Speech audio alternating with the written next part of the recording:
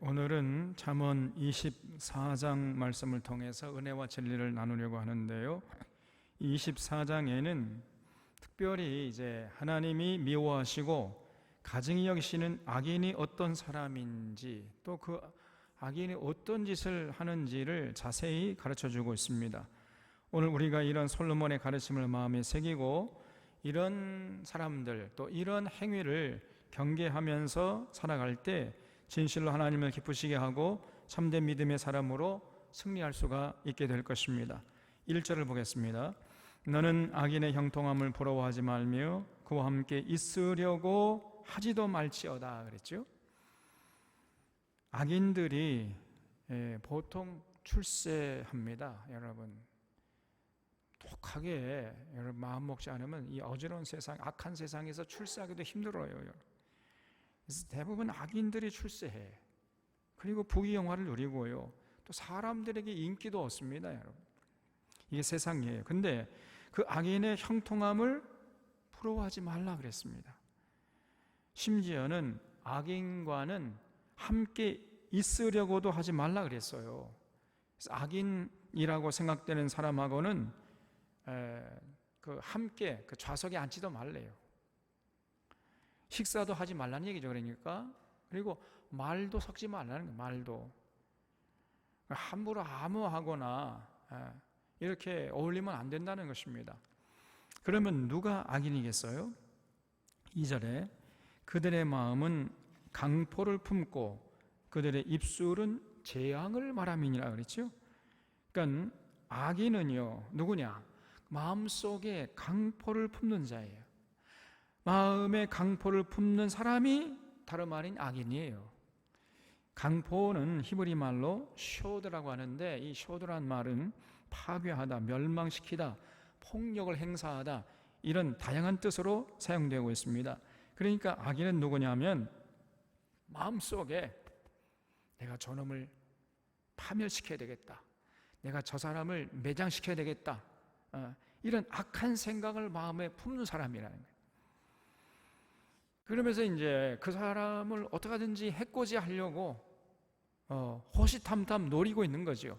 그러니까 막 틈만 나면은 그 사람을 폄훼하는 이런 악한 말이 그 입술에서 나오는 거예요. 그 이웃의 어떤 삶을 폄훼하고 이웃을 해치는 악한 말, 거짓 증언, 그 사람에게 불리한 이런 악한 말을 서슴지 않고 늘어놓은 거지요. 이런 사람이 악인입니다. 그런 사람은요, 가만히 이렇게 관찰하다가 멀리하는 게 상책이라는 거예요. 멀리하는 게. 그 사람하고 자리에 앉아 있으려고도 하지 말아라 그랬잖아요.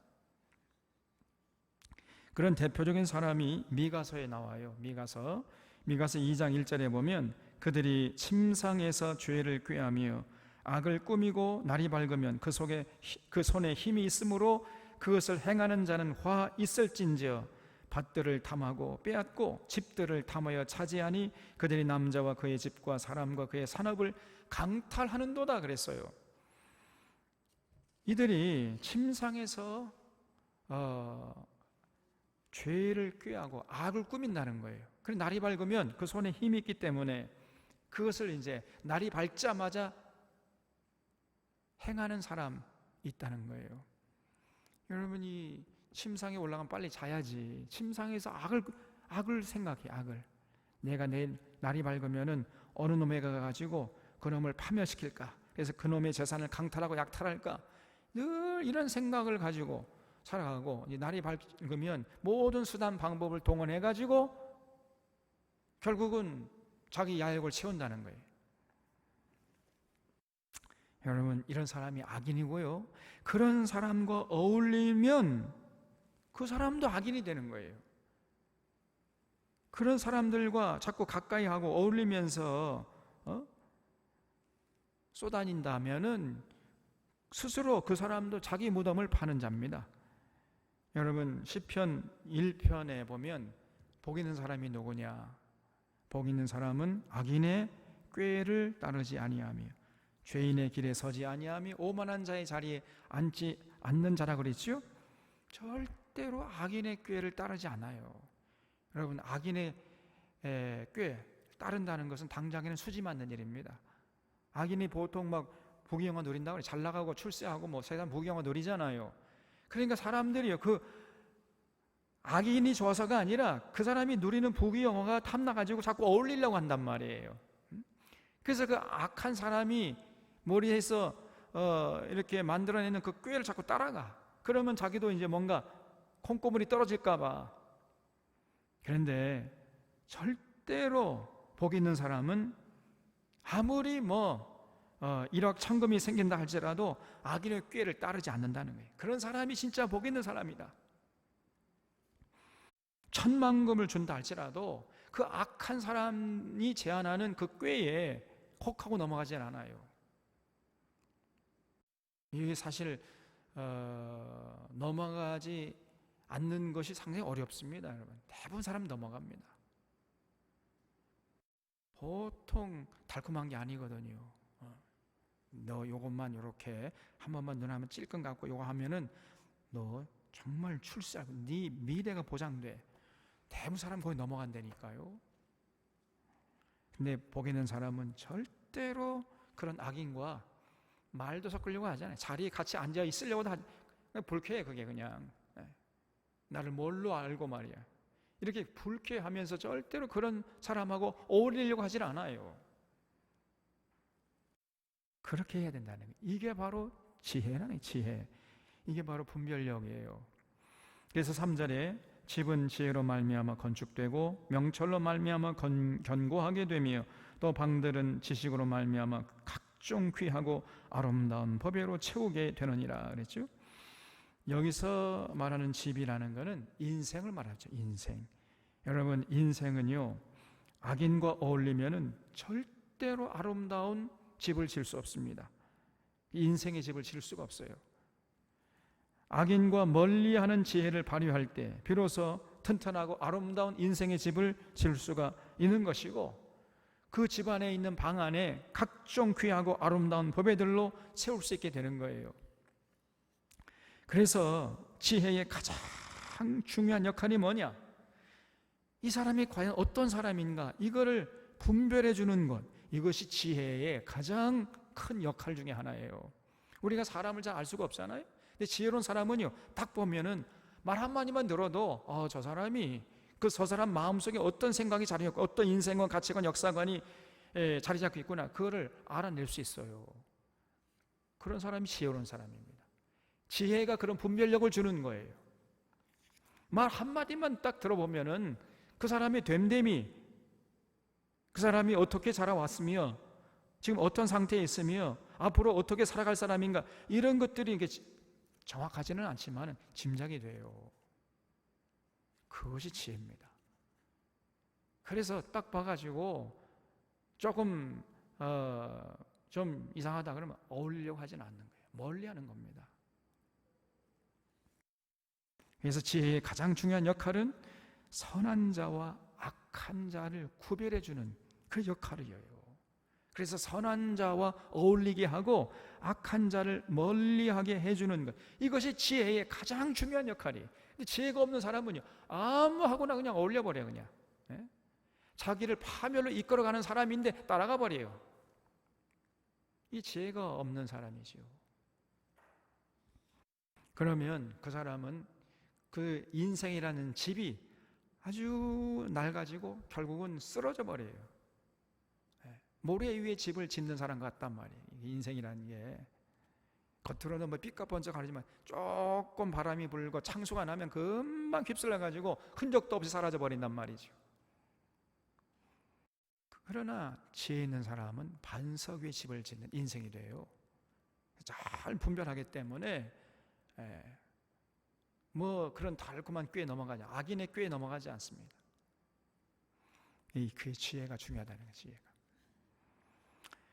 그래서 여러분, 악한 사람하고 악인과 어울리는 것은 스스로 자기 무덤을 파는 짓이에요. 근데 악인이 누군지 알아야죠, 우리가. 그 악한 사람이, 저 사람이 어떤 사람이냐를 우리로 하여금 알게 해주는 게 그게 지혜란 말이에요. 그게. 그래서 우리의 지혜가 있어야 되잖아요.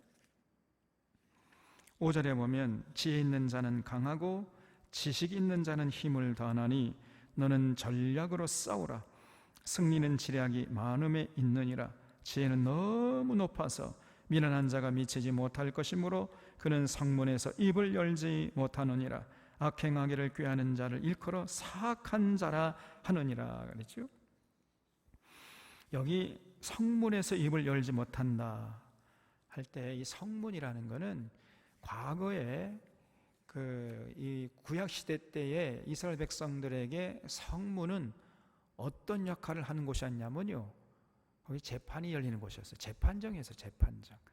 성문에 사람들이 많이 오가잖아요. 그러니까 사람들이 많이 오가는 곳에서 재판을 했던 것입니다. 그래서 성문에서 입을 열지 못한다는 것은 악한 사람들은요, 자기가 악한 짓을 했기 때문에 많은 사람들 앞에서 입을 열지 못해요. 만입이 있어도 할 말이 없죠. 자기가 한 짓이 있는데. 그러나 지혜 있는 사람은 악인과 어울리지 않았을 거 아닙니까? 그러니까 떳떳해요. 떳떳하니까 수많은 사람이 모인 곳에서 아주 그냥 당당하게 자기를 변호할 수 있단 말이죠. 당당하게 성문에서 입을 열 수 있지만은 선한 사람은 악인과 어울렸던 사람은 입을 열지 못합니다. 그런 얘기예요. 그래서 여러분, 우리가 절대로 아무하고나 어울리면 안 되고 허투루 살아서는 안 됩니다. 성문에서 그러면 입을 열지 못해요. 또 9절에 미련한 자의 생각은 죄요 거만한 자는 사람에게 미움을 받느니라. 내가 만일 환난 날에 낙담하면 내 힘이 미약함을 보임이니라 그랬죠. 두 번째로 악한 사람이 누구냐? 악인이 누구냐 하면요, 미련한 것이라. 미련한 것도 여러분 죄고요. 그렇기 때문에 미련한 자도 일종의 악인이란 말이에요. 여러분, 미련한 것이 죄라고 생각 못했지요? 미련한 것도 죄입니다. 이게 미련한 것도 분수가 있어야지. 우리가 미련하면 안 돼요. 그리고 거만한 자도 악인이라고 그랬어요. 거만한, 미련한 자의 생각은 죄요 거만한 사람은 사람에게 미움을 받느니라 그랬죠. 그러니까 거만이는 교만한 거죠. 여러분, 교만한 자도 악인이에요. 그걸 알아셔야 돼요. 미련한 자도 악인이고 교만한 자도 악인이. 미련한 자는 생각이 항상 미련할 거 아니에요. 그래서 자기도 모르는 사이에 죄를 짓는 거예요. 그냥. 이 사람은 의도하지 않았을지라도 결국은 자꾸만 악한 행위를, 자기도 모르는 사이에 자기가 스스로 악한 짓을 하는 거예요. 그래도 그런 자체를 몰라요. 그러니까 미련한 거지요. 또 교만한 사람은 머리가 잘 돌아, 자기가 조금 해놓고는 자기의 행위를 필요 이상으로 자꾸 부풀려 올려가지고 뭐 어깨에 힘을 주고 다니는, 이 교만한 거지요. 그 사람도 악인이에요. 그래서 절대로 우리는 미련한 자가 되면 안 되고 거만한 자, 교만한 자가 되면 안 됩니다. 그럼 특별히 우리가 미련한 자가 되지 말아야 되는데, 뭐에 대해서 미련하지 말아야 되겠어요? 하나님의 뜻, 하나님의 말씀, 다시 말하면 성경에 대해서 미련하면 안 됩니다. 여러분, 우리가 성경을 모르면은 어쩔 수 없이 미련한 자가 될 수밖에 없어요. 그러면 거짓 선자들의 말이 휘둘릴 수밖에 없습니다. 자기도 모르는 사이에 악인이 되어버리는 거예요. 그러니까 악한 의지가 있어서 악인의 역할을 하는 게 아니라 미련하기 때문에, 하나님의 뜻이 어디인지 모르기 때문에 자기도 모르는 사이에 그냥 하나님의 뜻을 거스리는 악한 짓을 하고 만단 말이에요. 그래서 여러분, 절대로 우리가 뭐 세상 지식에 대해서 미련해서는 안 되겠지만은 무엇보다도 하나님 말씀에 대해서, 성경에 대해서 미련하면 안 됩니다. 성경에 대해서 올바로 알지 못하면 하나님의 뜻을 올바로 분별할 수 없게 되고, 그러면 미련한 자가 되고요. 그런 사람은 또 반드시 교만하게 돼 있어요. 또 전부 이게 연결되어 있어요. 커넥션되어 있습니다. 이게 따로따로 떨어진 게 아니에요. 미련한 자가 결국은 교만한 자가 돼요. 하나님의 뜻을 분별하지 못하고 성경에 대해서 무지하잖아요. 그러면은 이제 하나님 앞에서 하나님이 싫어하는 짓을 골라서 한단 말이에요. 그리고 자기가 잘난 줄 알아요. 교만한단 말이죠, 이게. 그러므로 결국은 악인으로 살게 되는 거예요. 그렇게 되면 어떻게 됩니까?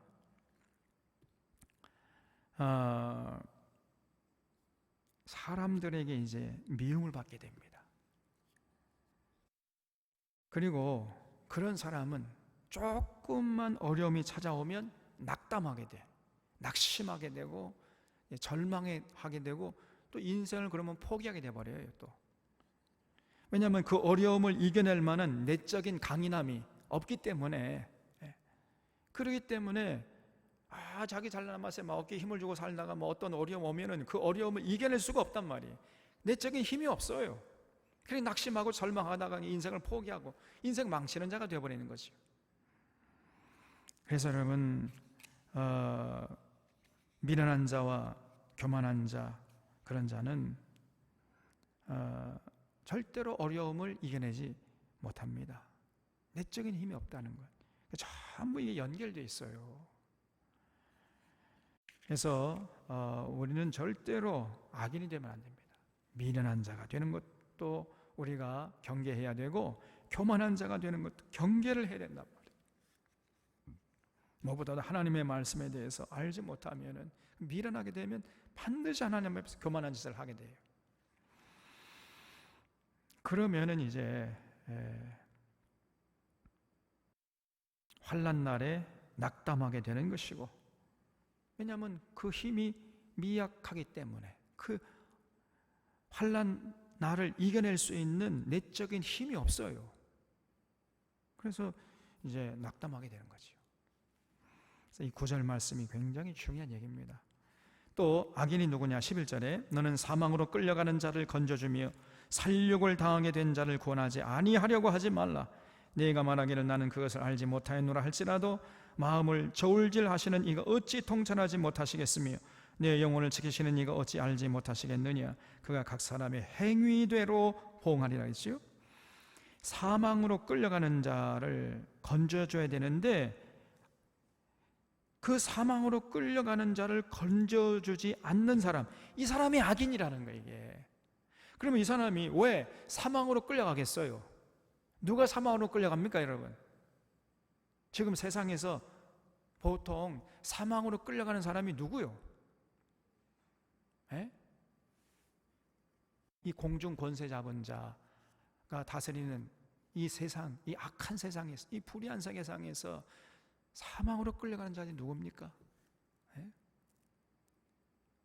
하나님의 공의와 정의를 행하고 진리를 추구하고 진리 편에서 살려고 하는 이런 사람들을 이 악한 세력들이요 자꾸만 사망의 늪으로 끌고 가려고 하는 거예요. 이게 세상인 것입니다. 그냥 진리를 외면하고 진리에 무관심하고 진리를 추구하지 않고 진리의 편에 서지 않으려고 하는 사람은 내버려 둬요. 그러면 그 사람은 어둠의 세력들도 관심 없습니다만은 그러나 진리에 관심 갖고 진리를 추구하려고 하고 진리의 편에 서려고 하고 하나님의 공의와 정의를 부르짖고 그러면요 이 어둠의 세력들이 자꾸만 저놈을 매장시켜야 되겠다 해가지고 사망으로 끌고 가려고 하는 겁니다. 그래서 그 사망으로 끌려가는 자를 보고서도 그 옳은 일 하다가 사망으로 끌려가는데 그냥 못 본 채 한단 말이에요. 자기 안위를 위해서. 그런 사람이 악인이라는 거예요. 그게.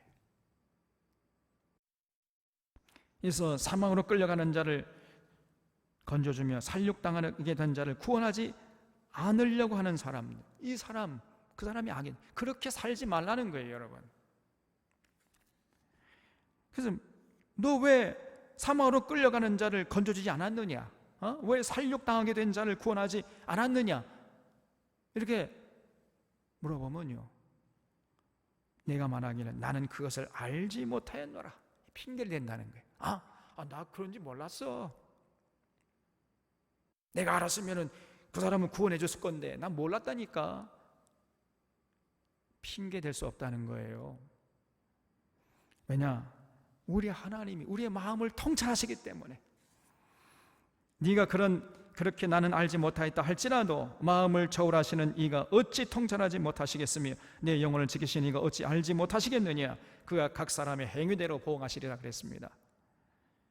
여러분, 진리를 행하다가 죽음으로 끌려가는 자를 보고도 모른 척하는 이런 사람이 악인이라는 거예요.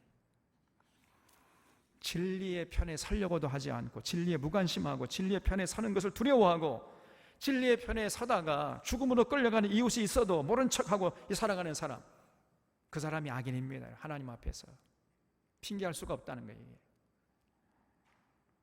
다시 말하면 불의를 보고서도 외면하고 불의를 보고서도 그냥 모른 척하고 행동하지 않는 이것도 하나님 앞에서 큰 죄고, 그런 사람이 악인이에요. 교회가 이렇게 타락하고, 제가요 정말 섭섭한 게, 아니 당회에서 그런 해서는 안 될 짓을 당위원들이 하는데도 불구하고 교인들이 그걸 알고서 가만히 있어요. 나와는 상관없는 일이야. 이거는 뭐 목사 자기가 담당해야 할 일이지. 그것 자체, 그렇게 생각하고 그렇게 행동하는 그것이 죄입니다, 여러분. 그 잘못됐으면은 분노를 해야 할 거 아니에요, 분노를.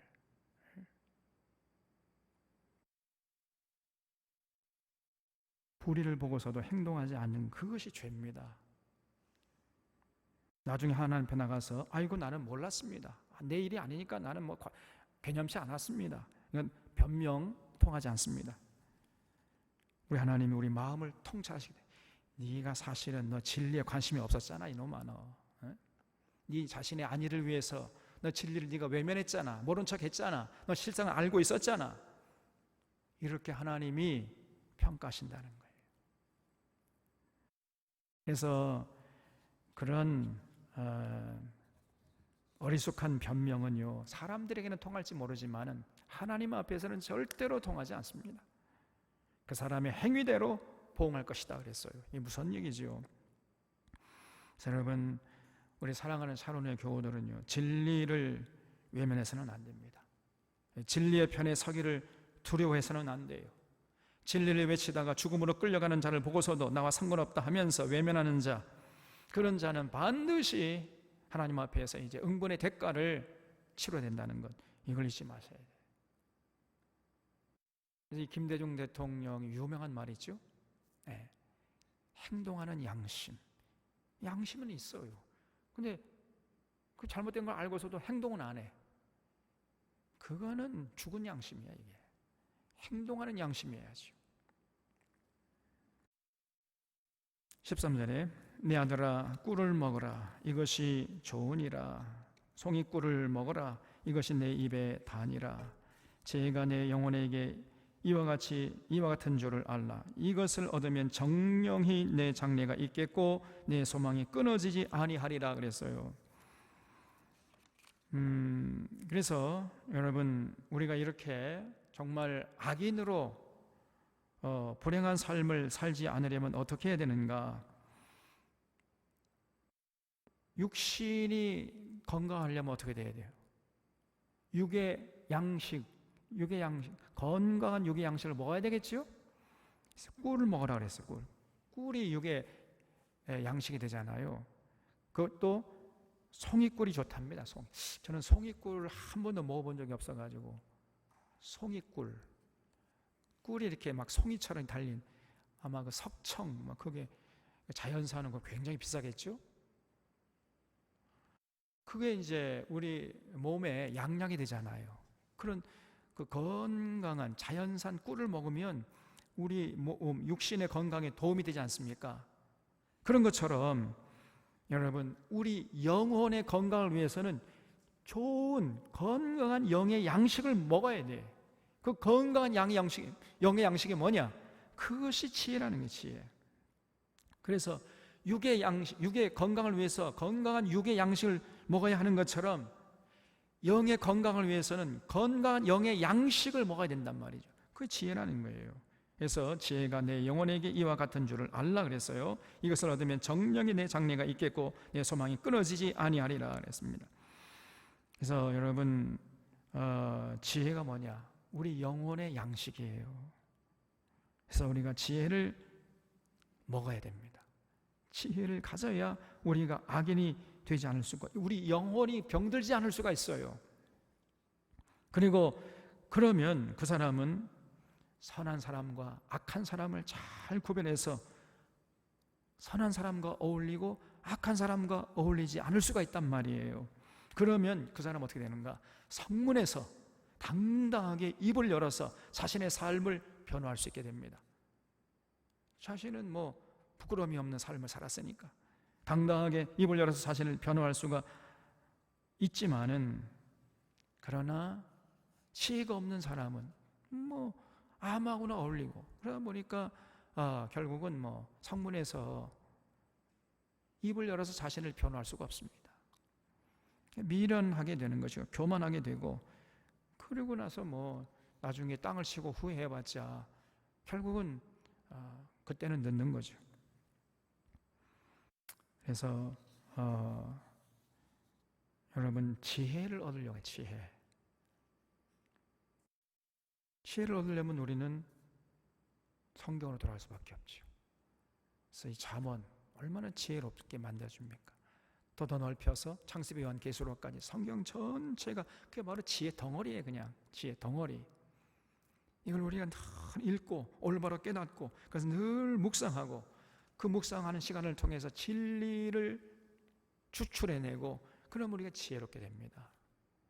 딱 보면요, 어떤 길이 선한 길이고 악한 길인지 이게 그냥 분별이 되고요, 어떤 사람이 지금 선한 사람이고 어떤 사람이 악한 사람인지, 어떤 세력이 선한 세력이고 어떤 세력이 악한 세력인지 이게 그냥 분별이 돼요. 근데 저는 그게 쉽게 되는데, 제가 교만해서가 아니에요. 그런데 이상하게 그걸 구별 못 하더라고요. 웬만한 사람들은요, 구별이 안 되는가 봐. 이 대학 교수들도 그 구별이 안 되는가 봐요. 제 친구들 중에는요, 대학 교수들도 있고, 무슨 한의원 원장도 있고, 경희대 한의과 나온 친구가 있는데, 아주 어렸을 때 교회를 같이 다녔거든요. 근데 이 세상 보는 눈이 어쩌면 그렇게 어두운지 몰라요. 너는, 여러분, 옛날 우리 때는요, 경희대 한의학과가 서울대 의대만큼 어려웠으면 들어가기가. 지금은 어쩐지 잘 모르겠지만은, 근데 공부를 굉장히 잘했거든요, 이 친구가. 근데 세상 보는 눈은 완전히 너무너무나 무지해. 아무것도 몰라. 지혜가 없어, 지혜가. 전혀 성경을 모르고 있는 거예요, 이게, 이 친구가. 근데 신앙생활 열심히 합니다만은, 그런데 성경은 몰라. 기가 찹니다, 이게. 요즘에 이 정세 같은 거, 우리 국내 정세라든가 전 세계 돌아가는 거, 이 얘기하다 보면요, 엉뚱한 얘기를 해요. 거의 극우적인 논리 가지고. 그래서 제 신앙생활 저렇게 오래 하고, 그리고 사람들이 다 부러워하는 그런 대학 나와가지고, 저쪽에 경기도 무슨 한의사회 회장도 하고 막 그랬어요, 이 친구가. 그런데 세상 보는 눈은 그렇게 얻을 수가 없어요. 지혜가 없는 거예요, 지혜가.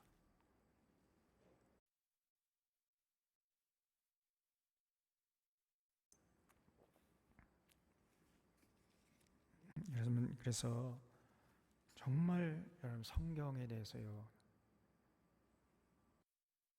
깊이 알려고 애를 쓰십시오.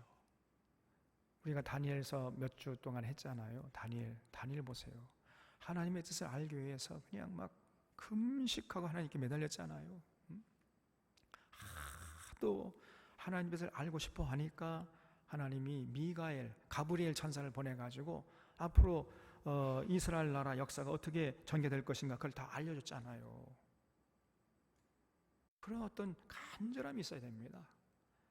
성경을 통해서 내가 솔로몬 같은 지혜로운 자가 되고 싶다, 이래가지고 하나님께 매달리고 전전긍긍하고 그냥 창세기 요한계시록까지 한 절도 빼지 않고 다 알려고 하고 묵상하려고 하고 진리를 깨달으려고 하고 이렇게 좀 적극성이 있어야 됩니다. 그런 사람은 절대로 이제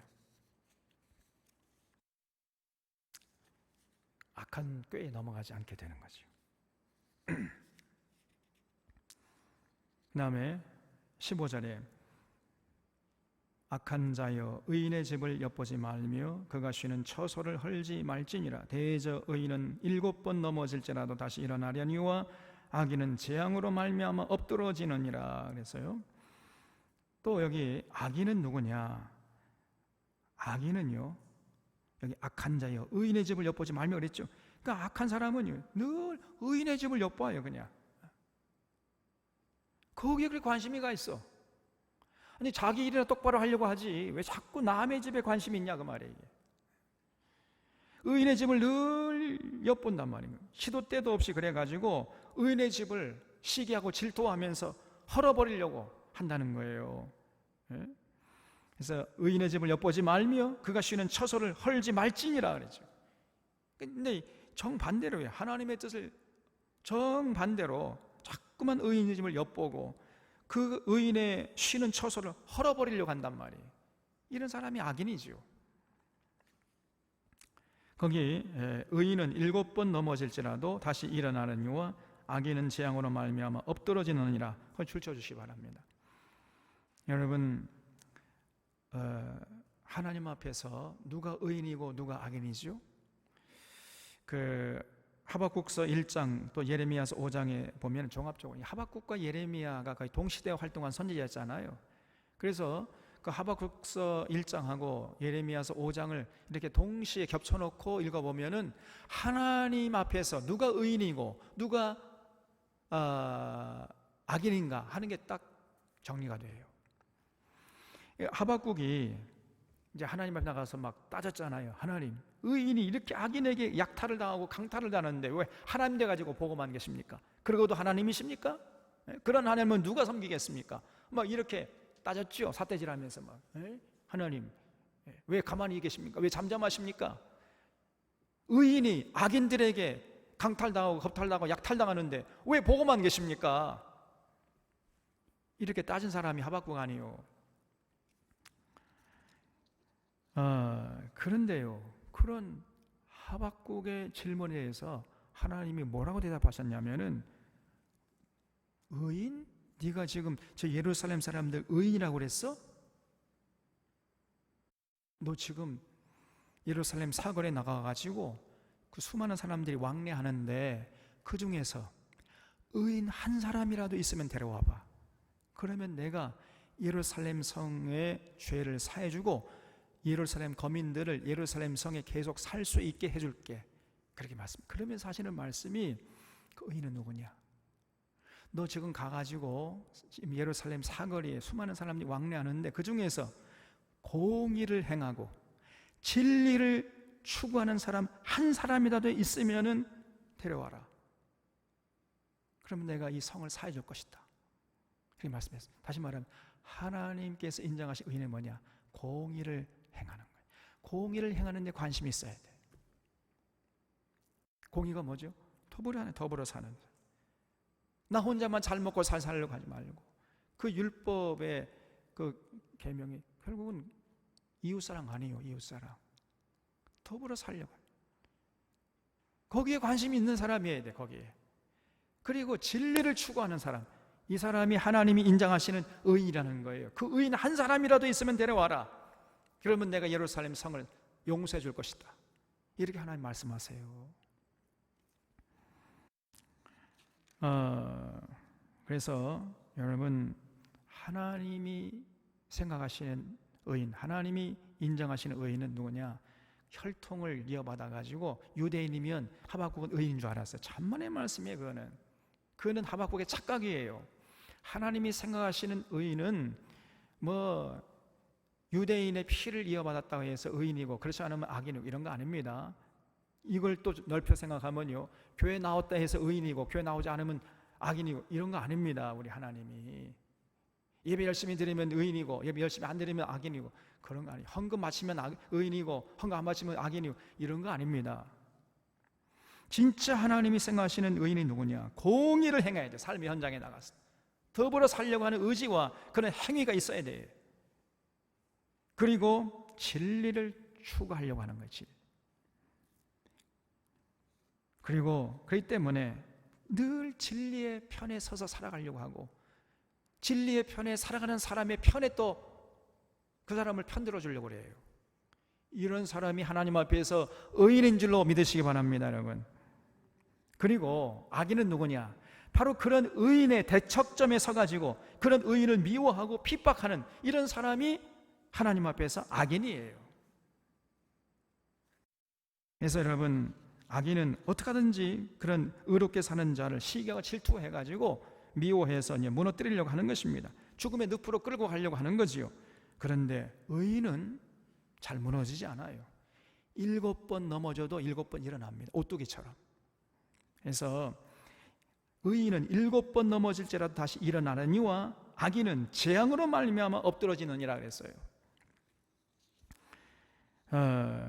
그래서 의인은요, 아무리 악인에 의해서 넘어뜨림을 당해도 7번 넘어졌다가 7번 또 우뚝 설 수 있어요. 일어납니다. 그러나 악인은, 그 의인을 핍박했던 악인은 자기가 행했던 악행으로 어느 사이에, 자기도 모르는 사이에 자신의 삶이 그냥 무너져 버려요. 악을 뿌려가지고 악의 열매를 거두는 겁니다. 그런 좋은 예가 지금 우리 사회에서 이루어지고 있어요. 그 사람이 누구냐? 윤석열과 조국과의 관계예요. 지금 윤석열의 악행이 하나씩 드러나고 있잖아요. 윤석열의 악행의 전모가 드러나고 있습니다. 지금 윤석열이 얼마나 그동안 그 검찰총장 했을 때 문재인 정부가 검찰 개혁을 완수하라고 그 사람을 지금 검찰총장에 세운 거 아니에요. 그런데 그 총장 되자마자 이 조국 가족을 그야말로 멸문지화시키려고 눈에 불을 켜고 덤벼들지 않았습니까? 자기 수적처럼 부린 검사들을 그냥 막 그래서 그 딸의 그 중3짜리 일기장까지 다 뒤져보고 그러지 않았어요. 그런 만행을 저질렀습니다. 공권력의 이름으로. 근데 결국은 조국이 권력을 남용했다 하는 그런 차원에서 지금 수사를 시작했는데, 아니 중3짜리 일기장을 왜 뒤져요 또?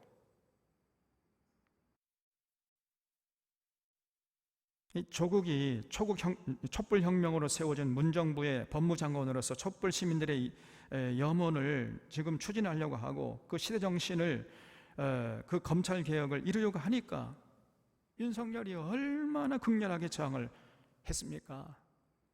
지금 세상에 다 알고 있잖아요. 모르던 사람들이 다 지금 알게 돼 있어요. 지금 점점 이 윤석열의 만행이 지금 드러나고 있습니다. 그 윤석열의 아내하고 그 장모가 저질렀던 그거는 이름 아주 극악무도한 짓입니다. 완전히 이 모녀 어떤 사기꾼들이에요 이게. 그런데 그 배후에 누가 있느냐? 윤석열이가 그 자기의 그 검사의 권력을 가지고 이 모녀를 비호해 줬단 말이에요. 그게 이제 점점 드러나고 있습니다. 그리고 또 이번에 고발을 사주했다는 의혹이 지금 점차 사실로 드러나고 있잖아요.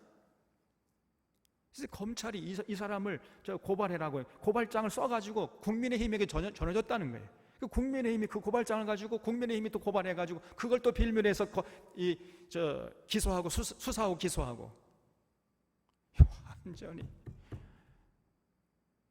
이 백주대낮에서 이런 짓을 했어요. 이놈이. 이게 점차 사실로 지금 드러나고 있습니다. 그래서 이제 그 죄값을 치를 때가 점점 다가오고 있는 것이고 자기도 모르는 사이에 스스로 무너지게 했어요. 그래서 이 솔로몬의 권면이 여러분 진리 중에 진리입니다. 의인은 7번 넘어져도 일어서지만은 악인은요 자기도 모르는 사이에 망하게 되는 거예요. 어느 날 갑자기 재앙이 찾아와서 더 이상 이제 일어설 수가 없게 된단 말이에요. 저는 이 윤석열이라는 이름 석자만 들어도 기분 나쁩니다. 그냥 하루가. 그런데 그런 사람이 야당의 대통령 후보 지금 제일 유망한 후보라는 거예요. 그런 사람을 지지하는 사람, 난 뇌 구조를 좀 알고 싶습니다. 이거는 토착 외구 아니면 지지할 수가 없는 거거든요.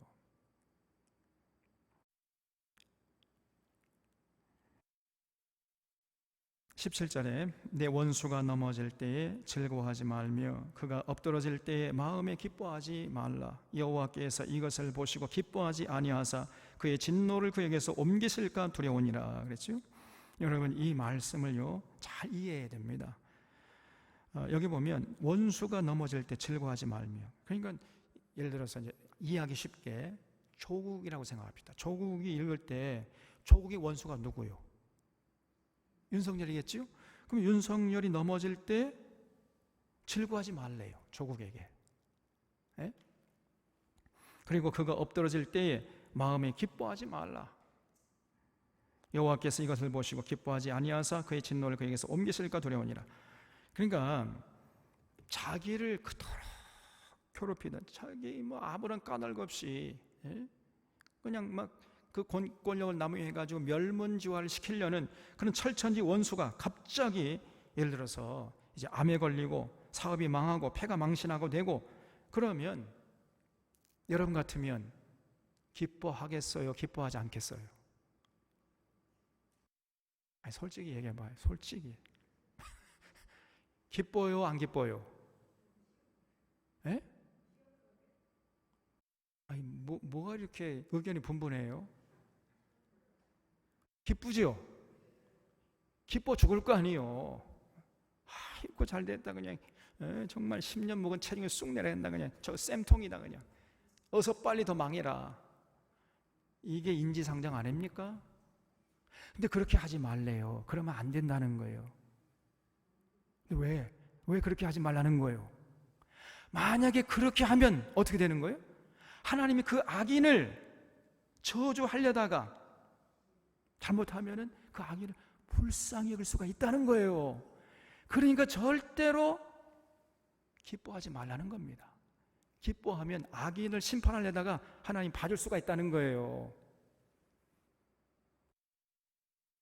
그래서 지금 이 말씀은 우리 보고 나를 막 죽이려고 덤벼드는 그 악한 사람이 망하는 걸 보고 기뻐하면 그런 성인 군자, 천사가 되라는 말이 아니고, 저 악한 사람은 그 악한 죄값을 당해야 되는데 우리가 기뻐하게 되면 저 사람을 하나님이 진노하려다가 진노하지 않을 수가 있으니까 저 사람 진노를 받아야 할 거 아니에요. 지금 악한 사람은 그 악한 죄값을 당해야 할 거 아닙니까? 근데 우리가 너무 기뻐하면은 하나님이 저 사람을 향했던 어떤 저주를 혹시 돌이킬 수도 있으니까 기뻐하지 말라는 거예요. 무슨 말 이해가 되죠? 쉽게 말하면요, 기뻐하더라도 속으로 기뻐해야지 티를 내지 말라는 겁니다. 만약에 티를 내면은 하나님이 저 악한 사람에게 내리려고 했던 저주를 돌이킬 수가 있단 말이에요. 그럼 안 되잖아요. 악한 놈들은 악한 죄값을 받아야지. 그런 얘기입니다. 지금 우리 보고 성인군자 되라는 얘기가 아니에요. 이게 이해가 되시죠? 그래서 여러분을 까닭없이 괴롭히는 사람이 갑자기 불행하게 되면은 속으로 여러분 기뻐하세요. 속으로 티를 내지 말란 말이에요. 잘못하면요, 너무 티나다가는 하나님이 저 사람에게 향했던 그 진노를 거둬둘 수 있단 말이에요. 그럼 안 되잖아요. 저 악한 놈들은 하나님의 벌 받아서 영원히 하나님이 끊어져야지. 그런 얘기입니다. 이게 무서운 얘기잖아요. 그러니까 이 말은 뭐냐면요, 악인은 그냥 죄 가운데서 먹고 마시다가 철저하게 하나님 버림받고 저주받아 죽어야 한다는 거예요. 그런 얘기입니다. 이게 그렇게 하기 위해서는 네가 너무 기뻐하면 안 된다는 거예요. 그래서 우리가요 조금 절제해야 돼. 속으로 기뻐하더라도 아이고 기쁘다 그 정도 하고 말아야지. 너무 좋아하면 안 된다. 그래서 너무 나대지 말라 그 말이죠. 이래도 여상하게 저래도 여상하게 그냥 우리 할 도리만 다 하면 된단 말이에요. 그것이 여러분 의인으로서 살아가는 삶의 모습이다 하는 것을 잊지 마셔야 됩니다. 또 19절에 너는 행악자들로 말미암아 분을 품지 말며 악인의 형통함을 부러워하지 말라. 대저 행악자는 장래가 없겠고 악인의 등불은 꺼지리라 그랬죠. 아까 1절과 비슷한 말씀입니다. 그래서 악인을 보면은 분을 품을 것이 아니고 불쌍히 여겨야 돼요. 우리가 혹시 악인이 형통하더라도 절대로 부러워하지 말고, 아이고 저 사람들은 죄 가운데서 먹고 마시다가 영원히 하나님께 버림받는 사람이군, 아이고 참 불쌍하다, 이렇게 생각하라는 거예요. 그래서 늘 우리가 마음을 좀 넓혀야 되고 생각을 넓혀야 됩니다. 까닭없이 나를 그냥 해코지하고 막 힘들게 하고 막 우리 가정을 힘들게 하고 그러다가 저 사람이 망하면 아이고 잘됐다, 저는 좋아할 일이 아니고 불쌍히 여기라는, 불쌍히. 이것이 믿는 자, 진정한 하나님 앞에서 공의를 행하고 진리를 추구하는 의인들이 취해야 할 모습이라는 것이죠. 21절에 내 아들아 여호와와 왕을 경외하고 반역자와 더불어 상위지 말라. 대저 그들의 재앙은 속히 임하리니 그 둘의 멸망을 누가 알랴 그랬죠. 그래서 절대로 여러분 여호와를 경외하고 또 왕을 경외할지언정 여러분 여호와를 반역하고 왕을 반역하면 안 된다는 거예요. 그리고 더 나아가서 그런 반역한 사람, 반역자와 더불어 사귀면 안 되지요. 여호와와 왕을 반역하는 자가 바로 악인입니다. 다시 말하면 진리를 외면하거나 진리를 배신하는 자가 바로 반역자고 그 사람이 바로 악인이에요. 그러면요 이런 자들의 재앙은 어느 날 갑자기 도둑이 임하는 것처럼 찾아오게 되어 있어요. 25절에 이것도 지혜로운 자들의 말씀이나 재판할 때 낯을 보아 주는 것이 옳지 못하니라. 재판을 공정하게 해야지 낯을 보고 사사로이 개인적인 관계가 있다 해가지고 상하 개입해가지고 봐주고 이러면 안 된다는 것이, 그건 옳지 못하니라. 악인에게 내가 옳다 하는 자는 백성에게 저주를 받을 것이요 국민에게 미움을 받으려니와 오직 그를 견책하는 자는 기쁨을 얻을 것이요 또 좋은 복을 받으리라. 적당한 말로 대답하면 입맞춤과 같으니라 그랬죠. 재판장이요 재판을 함부로 좀 힘이 있다 해가지고 자기에게 뇌물 갖다 바치는 사람이나 개인적으로 안다고 해가지고 봐주고 분명히 죄가 있는데 죄가 없다고 해버려요. 또 그리고 조금 마음에 들지 않고 뇌물 갖다 바치지 않고 또 자기가 아는 사람이 대척점에 서 있는 사람이라 한다면은 죄가 없음에도 불구하고 죄가 있다고 해버리고, 여러분 이런 악한 짓을 하면은 하나님이 가만두지 않는다는 겁니다. 그리고 설령 악한 사람, 자기가 아는 악한 사람인데 이 사람을 봐주고 싶은데 봐줄 수는 없고, 너무 그 악행이 분명히 드러났기 때문에 죄는 없다고 할 수가 없고, 죄가 있다고 하면서 그 악행에 그 죄값의 10분의 1, 100분의 1도 못되게 그냥 형량을 때려버려요. 봐주는 거죠. 지금 이번에 사법부가 이재용 삼성그룹 회장에게 한 게 또 그것입니다. 여러분, 만천하에 이재용이 악행이 드러났기 때문에 죄 없다고 무죄라고 할 수는 없고, 근데 유죄긴 유죄인데 그러면은 그 형량을 여러분 그 악행한 그에 따르면은요 저 이재용은 평생 감옥에서 나오면 안 됩니다. 그런데 2년 6개월 형량을 때려버려요. 100분의 1도 안 돼. 그러다가 좀 있다가 이제 또 뭘로 풀어줬죠? 가석방으로 풀어줘 버렸습니다. 또. 그거는 악한 짓이라는 거예요. 이게 하나님 앞에서. 그런 자는 백성에게 저주받는다는 것입니다. 그 재판장은요, 그 재판을 담당했던 판사는 이제 백성이 저주를 받을 것이에요. 그 삼성 이재용에게 피해를 받던 사람들이 얼마나 하늘을 찌르고 있잖아요 지금요. 그리고 그 사람은 국민에게 미움을 받게 됐어요. 천추의 한을 남기는 거예요. 판사가 재판 잘못하게 되면. 그래서 우리도 좀 힘이 있다고 사사로이 힘을 사용하면 안 된단 말이죠. 공과 사를 딱 구별해서 우리의 힘을 정말 공정하게 사용하도록 애를 써야 된단 말이에요. 그래서 여러분 입은 삐뚤어져 말은 바로 해야 된다 그 말이죠. 절대 아니면 아니라고 하고 기면 기라고 하고 더 이상 덧붙이면 안 돼요. 말을 적당하게 해야 돼. 적당한 말로 대답하면 입맞춤과 같으니라 그랬지요. 그래서 그렇게 정말 말이 분명하고 공정하고 이렇게 살아가는 사람이 의인이고, 그렇지 않은 사람이 악인이에요. 그런 악인은 하나님 앞에 설 수가 없는 것입니다. 27절에 내 일을 밖에서 다스리며 너를 위하여 밭에서 준비하고 그 후에 내 집을 세울지니라 그랬어요. 다른 번역본을 보면은 이렇게 되어 있습니다. 너의 바깥일을 다 해놓고 너의 밭일을 다 살핀 다음에 너의 가정을 세우라, 이렇게 되어 있습니다. 다시 말하면 밖의 일을 제대로 해야 가정도 행복할 수가 있다는 거예요. 행복한 가정을 세울 수 있다는 겁니다. 그래서 밖의 일들을 제대로 해야 여러분 스윗 홈을 이룰 수가 있는 거예요. 밖의 일 처리를 제대로 하지 못하면 가정이 어느 날 갑자기 풍지박산이 날 수가 있다는 것을 잊지 말아야 돼요. 그래서 여러분 가정에서 밖에 나가가지고 잘 해야 됩니다. 인간관계 원만히 잘해야 돼요. 가정 밖에서 시간 대부분 인간관계로 이루어지잖아요. 그래서 인간관계를 원만하게 하도록 우리가 지혜를 잘 발휘해야 됩니다. 그래서 28절에 너는 까닭 없이 내 이웃을 쳐서 증인이 되지 말며 내 입술로 속이지 말지니라 그랬죠. 우리가 이제 가정에서 나가가지고 세상에서 살아갈 때 인간관계가 중요하잖아요. 그럴 때 절대로 여러분 거짓 증거하면 안 됩니다. 아무리 일확천금이 생긴다 할지라도 이웃을 향해서 거짓 증언을 해가지고 그 사람을 해롭게 해서는 안 된단 말이에요. 그러면 그 인생도 망칠 뿐 아니라 그 사람의 가정도 온전할 수가 없는 거예요.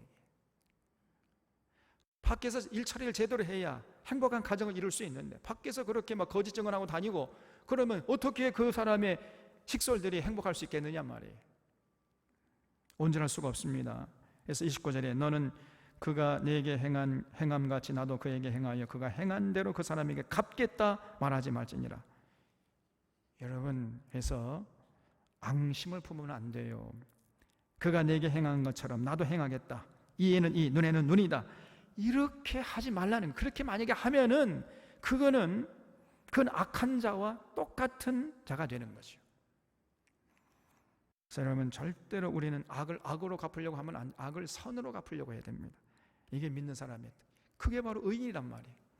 그리고 마지막으로 여기 30절에 의인이 할 바가 뭐냐. 30절에 내가 게으른 자의 밭과 지혜 없는 자의 포도원을 지나며 본즉 가시덤불이 그 전부에 퍼졌으며 그 지면이 거친 풀로 덮였고 돌담이 무너져 있기로 내가 보고 생각이 기뻤고 내가 보고 훈계를 받았노라. 내가 좀 더 자자 좀 더 졸자 좀 더 손을 모으고 누워 있자 하니 내 빈궁이 강도같이 오며 내 곰핍이 군사같이 이르리라 그랬죠. 여러분, 하나님 앞에서 의인이 할 바가 뭐냐면요, 절대로 게으르면 안 되고 부지런해야 된다 말이에요. 다시 말하면 하나님께 맡은 사명이 있어요. 그 사명을 최선을 다해서 집중해서 지혜를 발휘해서 성실하고 정직하게 충성스럽게 딱 부러지게 하나님께 받은 그 사명을 감당해야 된다는 거예요. 절대로 거기에 추호도 부족함이나 게으름이 있어서는 안 된다는 것입니다. 좀 더 자자, 좀 더 졸자, 좀 더 손을 모으고 누워있자 하다가는 자기도 모르는 사이에 빈궁이 강도같이 찾아오고 곰핍이 군사같이 이르게 됩니다. 다시 말하면 차일피일 자기 사명을 미루다 보면은 어느새 인생 보따리 쌓일 때가 됩니다. 그때 이 땅을 치고 후회마저 늦어요. 그러면 하나님 앞에 아무런 열매 없이 그냥 빈손으로 터덜터덜 갈 수밖에 없습니다. 그래서 여러분, 오늘 여기에서 우리에게 주어진 일에 최선을 다해서 정직하게 성실하게 충성되게 그리고 즐겁게 부지런히 하는 자가 되어야 돼. 이런 자들이 지혜로운 자고 이런 자들이 하나님 앞에서 의인이고 참 믿음의 사람이다. 그리고 그런 사람의 대처점에 살아가는 사람이 바로 악인이라는 거예요. 악인. 이걸 잊지 말고 사랑하는 자손의 교우들은 늘 참 선한 길과 악한 길, 생명길과 저주길, 천국길과 지옥길 이걸 잘 분별해가지고 지혜롭게 그 선한 길을 택해서 생명길을 택해가지고 최선을 다해 정직하고 성실하게 충성되게 부지런하게 그 길을 걸어서 마침내 하나님의 영광 돌리고 천국을 소유하는 주인공들 다 되시기를 바랍니다. 기도하겠습니다.